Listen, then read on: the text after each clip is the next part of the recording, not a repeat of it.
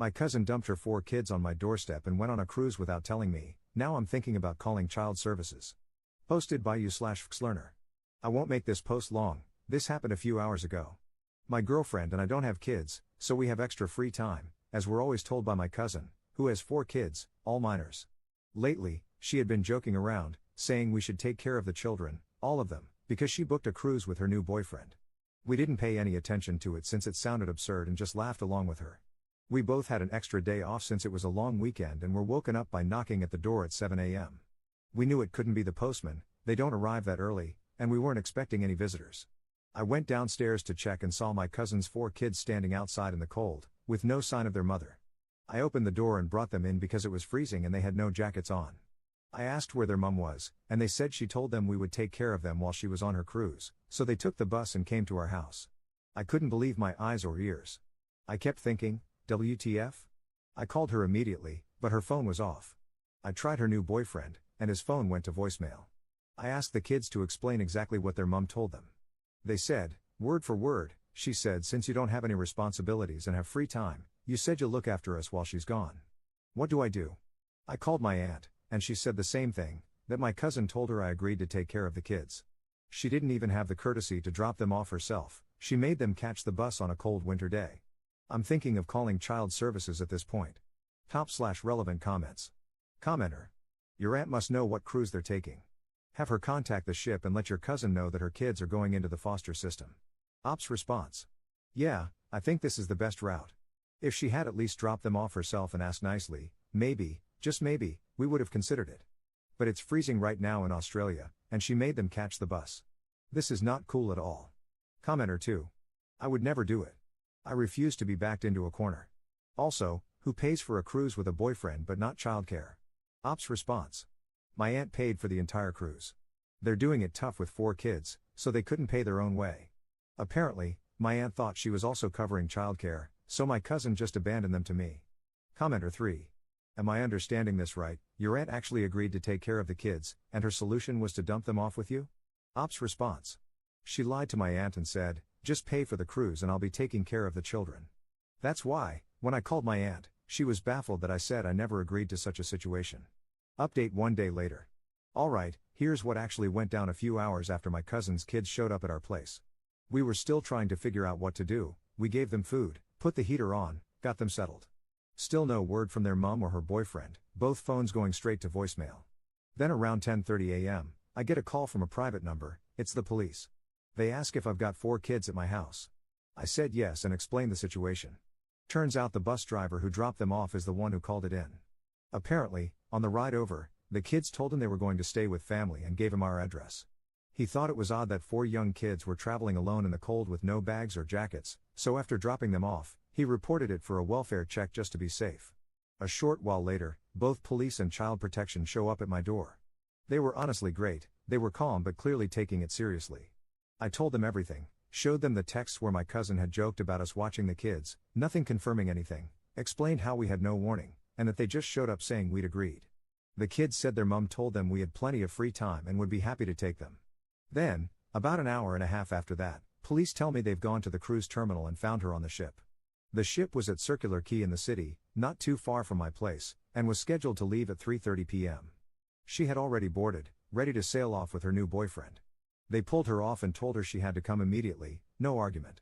She showed up at our house looking completely unbothered, full cruise outfit, sunglasses on her head, lanyard around her neck. Didn't even look at the kids, just walked in and said, "Did you seriously get the police involved?" I told her she left 4 kids with no warning, no gear, and no contact info. She starts going off about how I embarrassed her and ruined her holiday. Then my aunt calls, her mum, yelling at me, saying I'd gone too far and that she paid for the cruise as a treat for her daughter, and I'd wasted her money. No concern at all about what actually happened. Meanwhile, child protection was taking a statement from me and telling my cousin this was a serious neglect issue and would be investigated. She didn't seem to care. Grabbed the kids, didn't say thank you, didn't apologize, just left like I was the one in the wrong. I tried to call my aunt and her a while after that to explain that I was not the one who called the police and child services, but they wouldn't believe me and both have blocked my number. Top/relevant comments. Commenter. Sydney? At least you were home to bring the kids in. Ops response. Yes mate, bloody cold in the morning too. Commenter 2. Did they not have clothes, just turned up empty-handed? I'm in New Zealand and the last few days it's been literally freezing. Ops response. T-shirts and pants. No jacket. Commenter 3. Good going bus driver. Sounds like the kids were familiar enough with the bus system that this is not their first time. How many other times have they been left to fend for themselves and in what circumstances? Definitely needs investigating. Ops response. I didn't know she lets them catch the bus like this. No supervision, it was bound to be found out, and I'm glad it happened sooner rather than later.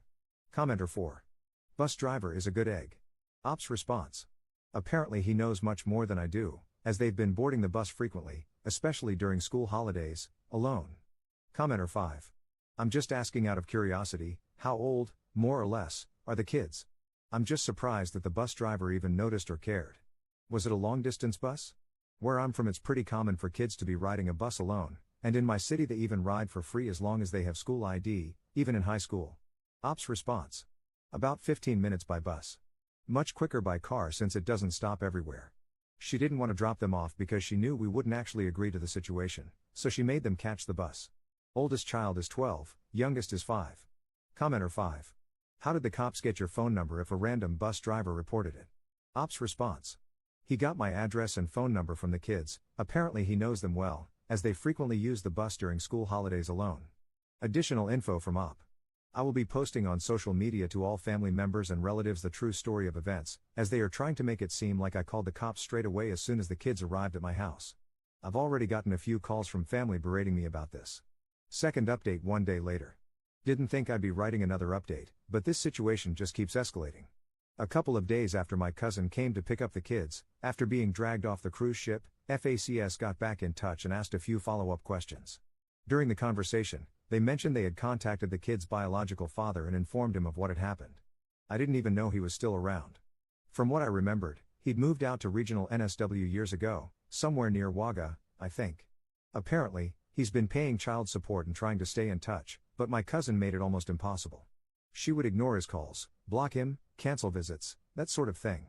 Well, when he found out what she did, leaving the kids to catch a bus alone in winter and dumping them on our doorstep, he was furious.